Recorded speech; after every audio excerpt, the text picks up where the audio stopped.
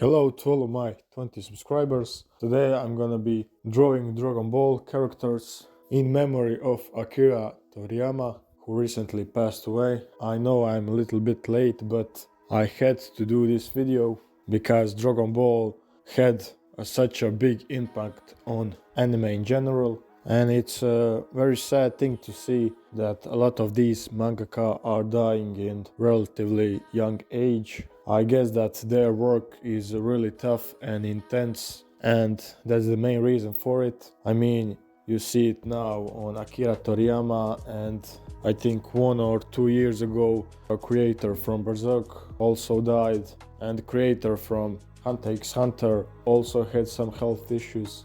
And again, it's really sad thing to see. But today I'm gonna talk a little bit about Dragon Ball. Throughout my whole childhood, I didn't watch any anime, mainly because I didn't have access to any of it on my TV. I would usually watch Ben 10, Teenage Mutant Ninja Turtles, regular show, so things like that. In my country, they didn't showcase any anime, and I know a lot of people grew up watching Dragon Ball Z, and to a lot of people Dragon Ball is one of their favorites. So I'm watching and listening all of these people praising Dragon Ball, and I know I'm not disputing the impact Dragon Ball had on so many animes. So I was curious, and I think 2 years ago I started watching Dragon Ball, the original Dragon Ball, and I watched the whole thing. And because after the original there is Dragon Ball Z, I watched the whole Dragon Ball Z. And I know a lot of people are gonna be pissed because I'm going to say this, but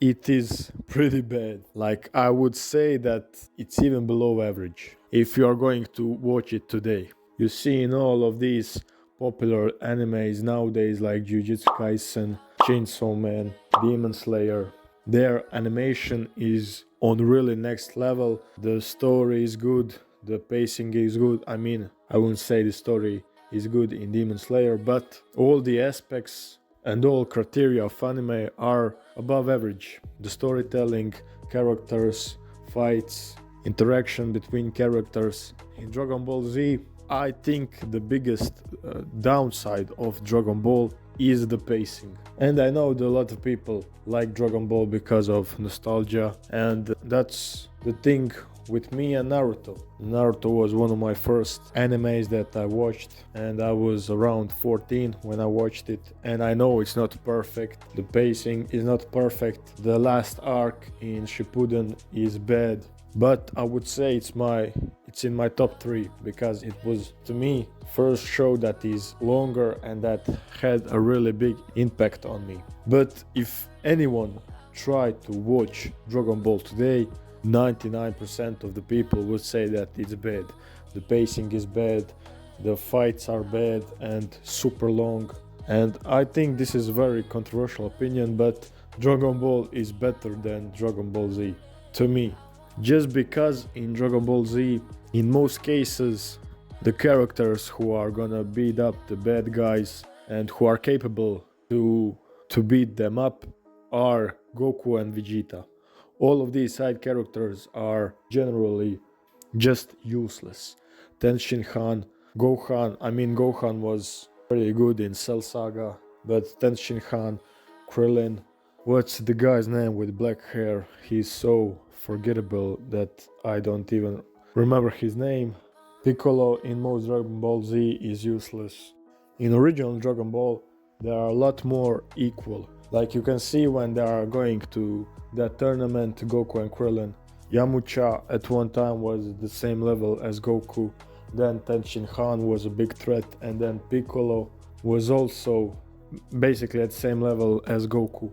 And Master Roshi was again very strong if you see the other characters. But in Dragon Ball Z, the main plan always how to beat the main villain is just invite Goku and Vegeta, and that's it. All the rest of these characters can just watch. And I'm not saying that the Dragon Ball series doesn't have a good moments. Of course, there are quite a few of them. Bonding between Gohan and Piccolo in Dragon Ball Z, and then the last fight at the end of Dragon Ball original between Goku and Piccolo. And then of course when Goku turned first time into Super Saiyan, and Goku fighting Vegeta, his brother, and the rest of the crew in the beginning of Dragon Ball Z. Yes, they have a really good moments, but I mean, I guess at that time that series was pretty good because they weren't a lot of animes to compare it with it. But you can't dispute that Dragon Ball is going to be a legendary anime for a very long time. And also I must mention that at that time Dragon Ball Z motivated a really large amount of people to work out, because back in the days when it aired you didn't have Baki, where all the characters are buffed and huge by just breathing air, or JoJo's Part 3, where all the crew are even bigger than the most bodybuilders nowadays. It had a huge impact on people to just start working out, because most characters in Dragon Ball are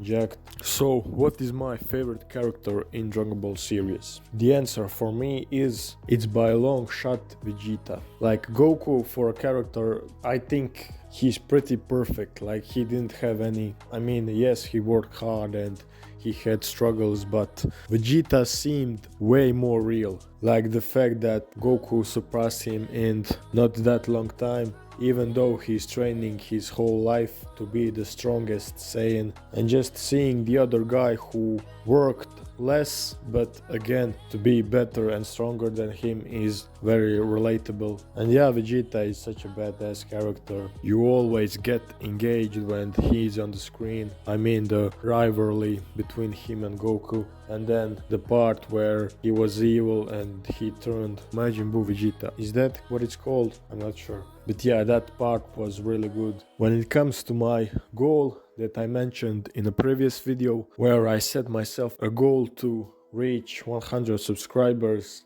until 22nd of April, I'm falling a little bit behind. So if you're listening to this, please subscribe, it means a lot to me. And yeah, I'm just gonna work, I'm gonna drop short every day. And yeah, as I said, if you aren't subscribed, subscribe. Feel free to comment and drop some criticism if you have some, or some new video ideas, anything like that. And yeah, thank you all for watching, and see you in the next one.